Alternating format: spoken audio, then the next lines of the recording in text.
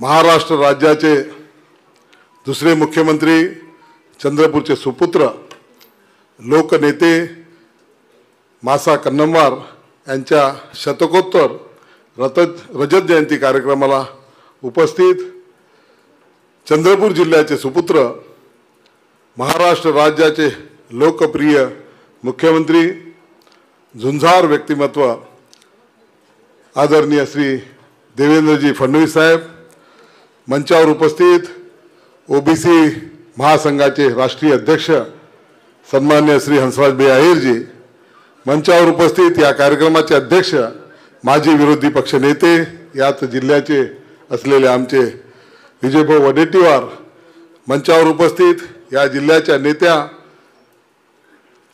माजी मंत्री श्रीमती शोभाताई फडणवीस, या ठिकाणी उपस्थित या जिल्ह्याच्या चंद्रपूर लोकसभा वनी आर्णी क्षेत्राच्या खासदार श्रीमती प्रतिभाताई धानोरकर, मंचावर उपस्थित देवरावजी भोंगे, आमदार राजुरा, सुधाकरजी अडबाले, आमदार, जिल्हाधिकारी यांचा चार्ज असलेले श्रीमान विवेक जॉन्सन, कमिशनर पालीवाल साहेब, मंचावर उपस्थित श्रीमान कन्नमवारजी, इतर सर्व मान्यवर, या मासा कन्नमवार रजत जयंती समारोह समितीचे अध्यक्ष नंदूभाऊ खनके, सचिव कोटेवारजी, डॉक्टर महाकुलकरजी, अशोक भाऊ जीवतडे, माजी आमदार सुदर्शन निमकर, संजय धोटे, इतर सर्व सर्व सर्व मान्यवर उपस्थित, मासा कन्नमवारांवर प्रेम करणारे सर्व चंद्रपूर जिल्ह्यातील देशभक्त धर्मप्रेमी समाजप्रेमी बंधूंनो, सर्वांना नमस्कार। आजचा दिवस हा महत्त्वाचा दिवस आहे, आनंदाचा दिवस आहे, कारण की मासा कन्नमवारांची ही शतकोत्तर जयंती आहे आणि एक शतकानंतरही अजूनही कन्नमवारांना आठवण केल्या जाते। ते आठवण याकरता केल्या जात नाही की ते चंद्रपूर जिल्ह्याचे सुपुत्र होते, त्यांची आठवण याकरता केल्या जाते की एक गरीब समाजातला, सर्वसाधारण कुटुंबातला माणूस प्रसंगी पेपर वाटत देशाची समाजाची सेवा करायची ही भावना ठेवतो आणि आपल्या कामाने इतक्या उंचीवर पोहोचतो की या महाराष्ट्राचा मंगल कलश ज्यांनी आणला, यशवंतराव चव्हाणांच्या नंतर जर कुणाला मुख्यमंत्री करायचा जेव्हा प्रश्न आला तर तेव्हा एकच नाव पुढे आलं होतं, ते म्हणजे या जिल्ह्याच्या भूमिपुत्राचं कन्नमवारांचं नाव पुढे आलं होतं। या ठिकाणी हा योगायोग म्हणावा लागेल। हा योगायोग असा आहे की शतकोत्तर जयंतीच्या वेळेस या भूमिपुत्र कन्नमवारांची शतकोत्तर जयंती आहे आणि याच निमित्ताने या कार्यक्रमाला उपस्थित असणारे या जिल्ह्याचे भूमिपुत्र सुद्धा देवेंद्रजी फडणवीस मुख्यमंत्री पदावर आरूढ आहे। मी सहज काल रात्री मनामध्ये विचार आला की ही दोन्ही माणसं चंद्रपूर जिल्ह्याची एवढ्या उंचीवर का बरं गेली, काय असं यांच्यामध्ये साम्य आहे।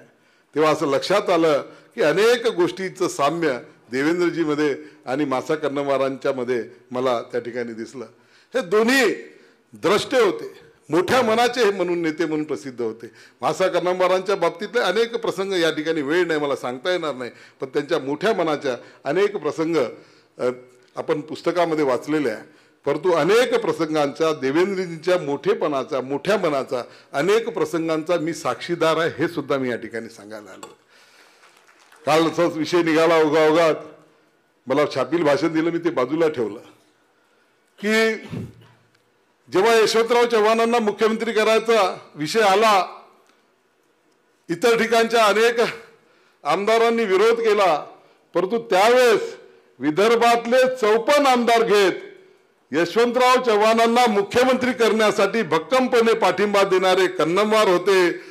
तोच विषय, तेवढाच मनाचा मोठेपणा दाखवत एकनाथ शिंदेंना मुख्यमंत्री करण्यासाठी 105 ते 115 आमदारांचा पाठिंबा देणारे सुद्धा देवेंद्र फडणवीस या ठिकाणी मी पाहतोय। तोही प्रसंग आहे। मी तेव्हा त्यावेळेस विचारलं भाऊंना, जेव्हा असा निर्णय झाला, एकदा असंच माझ्याशी सहज बोलून गेले होते, मी म्हटलं भाऊ तुम्ही चंद्रपूरला आलं पाहिजे, गुवाहाटीला होतो, रोज बोलणं व्हायचं, त्या बोलण्याच्या वेळेस मी म्हटलं भाऊ तुम्ही चंद्रपूरला आलं पाहिजे, तर त्यावेळेस ते सूचकपणे बोलून गेले की मला वेळच वेळ राहणार आहे, एकदा हे सरकार बसलं की मी पूर्ण महाराष्ट्र फिरणार आहे, पण मला माहित नव्हतं देवेंद्र भाऊ की तुम्ही मुख्यमंत्री नाही, तर त्यावेळेस प्रदेशाध्यक्ष पदाची जबाबदारी घेत पूर्ण महाराष्ट्र फिरण्याचा संकल्प तुम्ही केला होता. त्यावेळेस जर मनात आणलं असतं तर देवेंद्रजीच त्यावेळेस मुख्यमंत्री झाले असते, परंतु त्यांनी मनाचा मोठेपणा दाखवला. त्यांनी सांगितलं की हे जे लोक आले आहेत यांना मुख्यमंत्री करा, एकनाथ शिंदेंना मुख्यमंत्री करा, मी त्यांच्या पाठीमागे भक्कमपणे उभा आहे. हा सांगणारा इतका मोठ्या मनाचा माणूस हा जिल्ह्याचा सुपुत्र आहे, सुद्धा आपल्याला आनंदात देणारी गोष्ट आहे. दृष्टी विकासाची दृष्टी कन्नमवारांची होती. आज जो आपण जो यवतमाळ मार्गे जाणारा मुंबईचा जो मार्ग आहे, त्यावेळेस मासा कन्नमवारांनी पूर्ण तो मुंबईपर्यंतचा मार्ग सुधाकर भाऊ केला होता. मुंबईला सरळ चंद्रपूरची गाडी गेली पाहिजे ही भूमिका त्यांची होती. तीच भूमिका देवेंद्रजी यांनी ठेवत नागपूर मुंबई समृद्धी महामार्ग केला. एवढंच नव्हे तर तो आता चंद्रपूर मुंबई समृद्धी महामार्ग होत आहे. दाताळ्यावरून निघालेला माणूस सरळ मुंबईला पोहोचेल ही सुद्धा दृष्टी असणार. त्यावेळेस अनेक तलावचं बांधकाम, जल शिवाराच्या योजना त्यावेळेस कन्नमवारांनी केल्या. तशाच योजना जलयुक्त शिवाराची योजना ही भूमिका देवेंद्रजींनी केली. मेडिकल कॉलेज नागपूरचं मासा कन्नमवारांनी केलं. चंद्रपूरच्या मेडिकल कॉलेजला मागच्या शासनामध्ये मंजुरी देत पैसे देण्याचं काम आरोग्याच्या क्षेत्रामध्ये करण्याचं काम सुद्धा देवेंद्रजींनी केलेलं आहे. अनेक गोष्टी साम्य सांगण्यासारखं आहे, परंतु निश्चितपणे माणूस पदाने मोठा होत नाही, शिक्षणाने मोठा होत नाही, वयाने मोठा होत नाही. जर त्याला आठवण केल्या जाते, शेकडो वर्षाच्या नंतर जर कुणाला आठवण केल्या जाते तर केवळ त्यांनी केलेल्या कामाने आणि त्यांनी दाखवलेल्या मोठेपणामुळे केलं जाते. हे सुद्धा आजच्या या प्रसंगी आपण या ठिकाणी अधोरेखित केलं पाहिजे. मी भाऊ तुमचं या ठिकाणी स्वागत करतोय, परंतु या स्वागत समितीचे करत असताना काही चंद्रपूरच्या दृष्टिकोनातून काही मागण्याही स्वागताध्यक्ष आहे. कारण की मागण्या केल्याच पाहिजे. तुम्ही राज्याचे कल्याणकारी लोकनेते आहात, चंद्रपूर जिल्ह्याचे सुपुत्र आहात. माता महाकालीच्या मंदिरामध्ये आपण आता दर्शन करून या आपल्या चंद्रपूरची सुरुवात केलेली आहे. जी या ठिकाणचं मेडिकल कॉलेज, कॅन्सर हॉस्पिटल हे थोडं अपूर्ण राहिलेलं आहे. त्या मेडिकल कॉलेज आणि कॅन्सर हॉस्पिटल, मेडिकल कॉलेजला एक साधारणतः 100 कोटी रुपयाची, आता मी मुश्रीफ साहेबांची भेट घेतली होती, आणि कॅन्सर हॉस्पिटल याच्यासाठी जे उर्वरित निधी देऊन आपण मासा कन्नमवारांना श्रद्धांजली म्हणजे त्यांचा सन्मान करणारा हा निधी हे दोन्ही कॉलेज चालू करावे हे सुद्धा मी आपल्याला या ठिकाणी या निमित्तानं विनंती करतोय. या ठिकाणी काही सिंचनाचे प्रकल्प आहे, ज्यामध्ये धानोरा बॅरेज आहे, तो सुद्धा आपण पूर्ण करावा ही या ठिकाणी माझी मागणी असणार आहे. मी अनेक गोष्टींच्याबद्दल देवेंद्रच्याबद्दल मी सांगू शकतो, कारण की मी त्यांचं व्यक्तिमत्व खूप जवळून पाहिलं, खूप जवळून पाहिलं. अनेक प्रसंगांमध्ये त्यांनी मला सोबत ठेवलेलं आहे. आणि जेव्हाही मी कधी एखादा कागद दिला, ते मुख्यमंत्री होते, विरोधी पक्षनेते होते, विजूभाऊ वडेट्टीवार या ठिकाणी बसलेले आहे. विजूभाऊ सुद्धा ते काम करून द्यायचे, परंतु देवेंद्रजींनी मात्र कोणतेही काम कधी हा विचार केला नाही की मी त्यावेळेस तर भारतीय जनता पार्टीच्या उमेदवाराच्या विरोधामध्ये निवडून आलो होतो, मी अपक्ष होतो, परंतु देवेंद्रजींनी मोठं मन दाखवत नेलेलं प्रत्येक काम करून देण्याची भूमिका त्या ठिकाणी घेतली. विजूभाऊ सुद्धा या निमित्ताने विजूभाऊ या कार्यक्रमाचे अध्यक्ष आहे. आनंदाची गोष्ट आहे. काल विजूभाऊ म्हणत होते हा वारांचा जिल्हा आहे, 3 वार 6 पैकी 3 वार इथले आमदार आहे, म्हणजे 6 आमदार या जिल्ह्याला आहे, विधानसभा सदस्य त्याच्यातले 3 आमदार आहे. विजूभाऊ तुम्ही एक गोष्टही बोलून दाखवली की या जिल्ह्याला मंत्रिपद पाहिजे होतं आणि ते मंत्रिपद वारांना मिळावं अशी तुम्ही इच्छा दाखवली होती. मी सुद्धा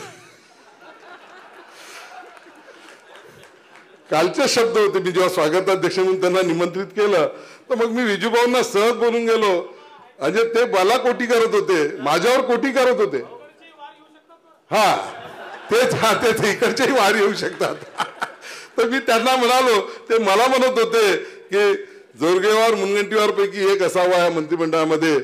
मी म्हटलं हेच जे देवाभाऊ आत्ता बोलले, मी तेच बोललो की कदाचित एक जे मंत्रिमंडळामध्ये जे ठेवलेलं आहे ते कदाचित ह्या 6व्या वारासाठी 3ऱ्या वारासाठी वडेट्टीवारांसाठी ठेवलं आहे, एवढं सुद्धा मी या ठिकाणी बोलतो. परंतु विजूभाऊ जाऊ दे, आता बोलत नाही, बरोबर नाही, तो प्रसंगही नाही.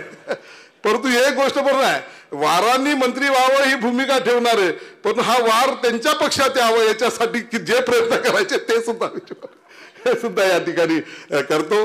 आणि देवेंद्रजी आपण या ठिकाणी आलात, आपलं मनपूर्वक स्वागत आहे. आणि ह्या चंद्रपूर जिल्ह्याचं आता सकाळपासून एक प्रश्न पूर्ण चंद्रपूर जिल्ह्याला तर पडलाच आहे.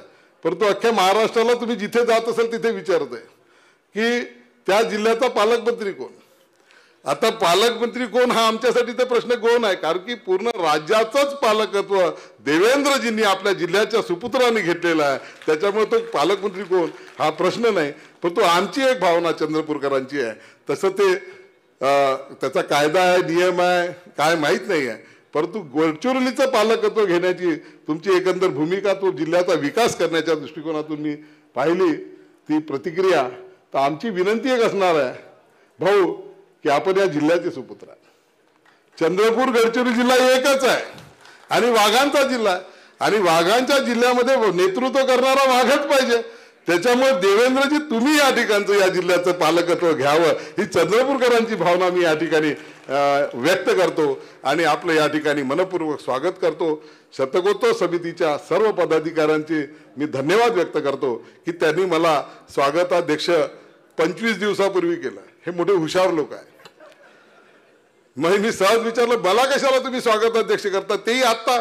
तर ते म्हणाले भाऊ आमची इच्छा आहे की बा कन्नमवार वार होते तर तुम्ही सुद्धा जोरगे वार आहे म्हणून तुम्ही स्वागताध्यक्ष व्हा. मग त्याच्यात सांगितलं की विजय भाऊ सुद्धा राहणार आहेत, सुधीर भाऊ राहतील आणि एकंदर सर्वच लोकांचा हा सर्व पक्षाचा सगळ्यांचा विचाराचा हा कार्यक्रम असल्यामुळे आणि मलाही याचा आनंद झाला की चला कुणीतरी आहे की आपल्याला त्या ठिकाणी एक सन्मानाची खुर्ची देण्याकरता ही समिती तयार झाली.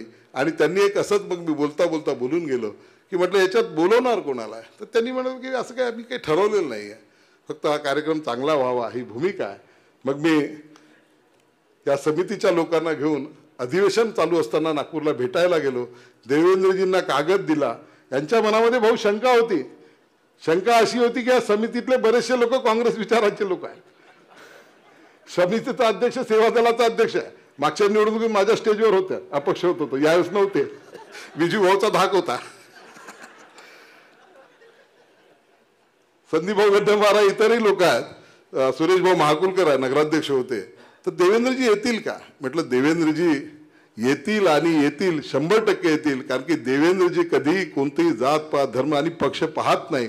जिथे चांगलं काम आहे तिथे जरूर येतात. इतक्या मोठ्या मनाचं देवेंद्रजीचं मन खूप मोठं आहे आणि हाही एक या ठिकाणी प्रसंग सांगण्यासारखा आहे. आणि कोणत्याही विचार न करता, खरं तर आज माझी माहिती होती की आज त्यांना दिल्लीला जायचं होतं.